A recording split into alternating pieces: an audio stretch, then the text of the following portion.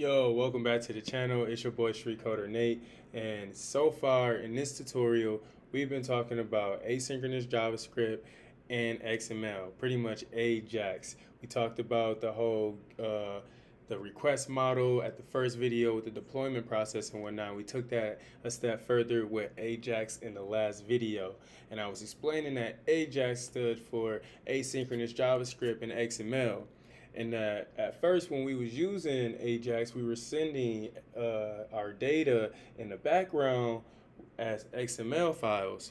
But as computers got more sophisticated and people honestly got more sophisticated and thought of better ways to send data, we realized that JSON was the better option. And so now we use JSON in order to send data in the background and store data and whatnot. So what I'm about to do is introduce y'all to the syntax of JSON, because I already pretty much know the damn JSON syntax, but I really just gonna give the direct video on JSON, so it might not even be that long. So here we go. So what is JSON? Well, JSON is written like this, and what it stands for is JavaScript. That's what the JS, right? The JS stands for JavaScript, and this stands for Object Notation. So basically, JavaScript objects. How are we got JavaScript objects, and it's in their notation. So what is a JavaScript object notation? Well, notation is just basically like how are we writing this. And so you could write a JavaScript object like this, right? Like just curly brackets. That's what a JavaScript object is. And the JavaScript object, as we know, has key value pairs. Key value. And the way that I like to think of that are separated by commas. So you separate it, and if you want another key, you do here value. And this is how we are sending data throughout the world. Honestly, we got these key value pairs. JSON. Literally, if you can understand this is you understand how pretty much APIs and stuff working in the background too. But like if you take a look at it, we got. Let me actually just move this up here. But if you take a look at it, we got the key on the left hand side, and then we got the value on the right hand side. And key on the left hand side and the value on the right hand side. This is like a dictionary. Think of a dictionary when you're thinking of JSON. JSON, once again, think of a dictionary. So when you are looking up the definition of a word, you already got the word in your mind, right? You're like, I need to know what blue means. So you look up the word blue, and then the value is that definition.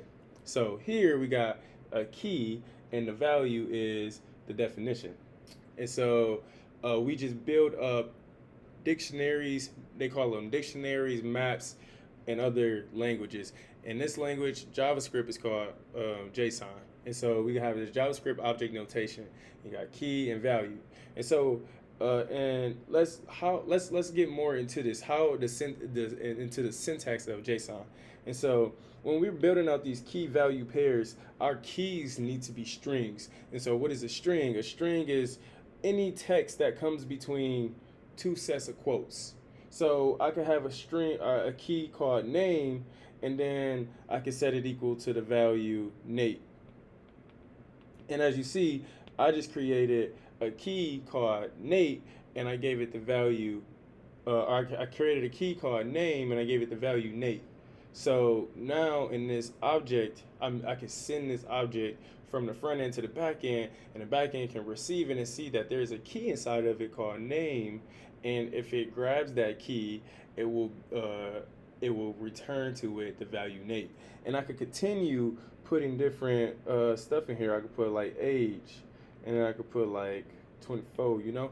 And now I'm sending my name and age, and you can just see all the data that we can start putting in there. But like, okay, so we know that the keys are always strings. The keys are always strings in JSON. But the values, though, the values can be a few different things. So let's take a look at all the different type of values that we can have.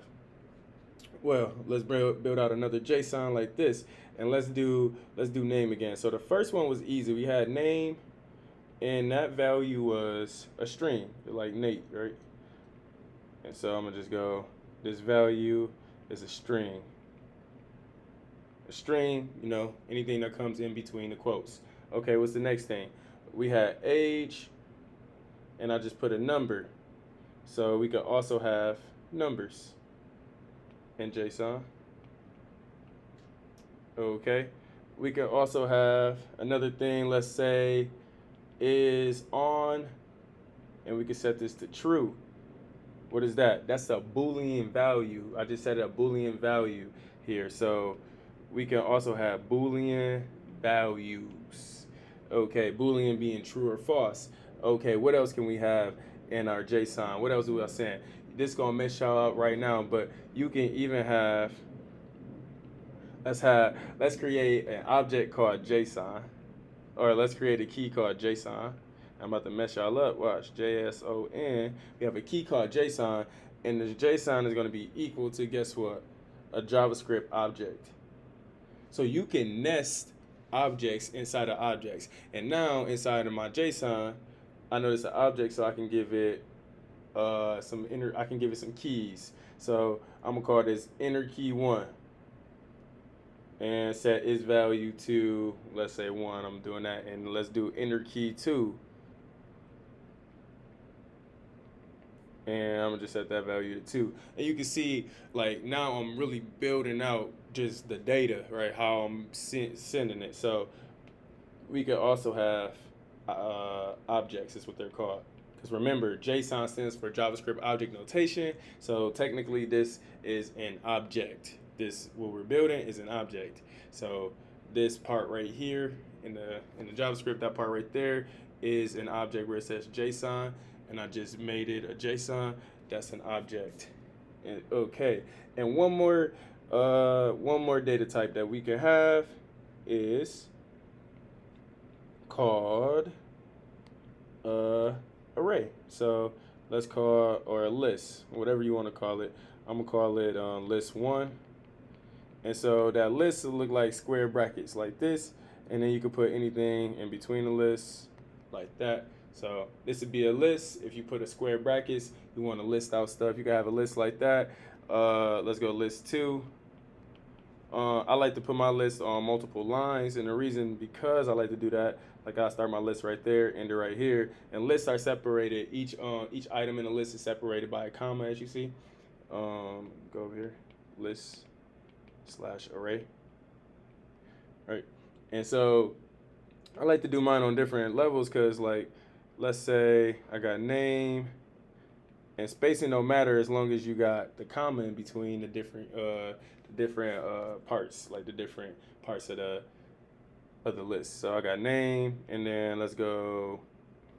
I'm just gonna put random stuff in here, right? I could put 1 in there.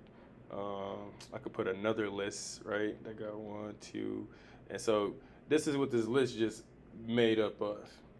And so we can get real complex with the data types that we are adding into our JSON. But overall, though, as you see, these are the main ones right here. These are the main things that you will see sent in the JSON. You'll see the string, you'll see number, you'll see Boolean, objects, and lists and arrays. And honestly, this is all the data types that we need in order to represent the data that we're using on websites all the time.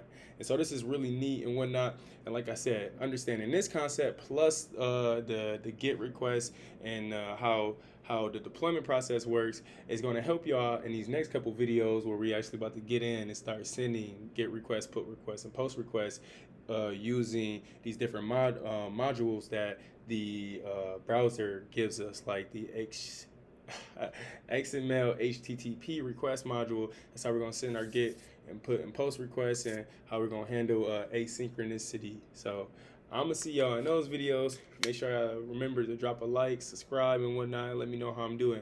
I'll see y'all then. Peace.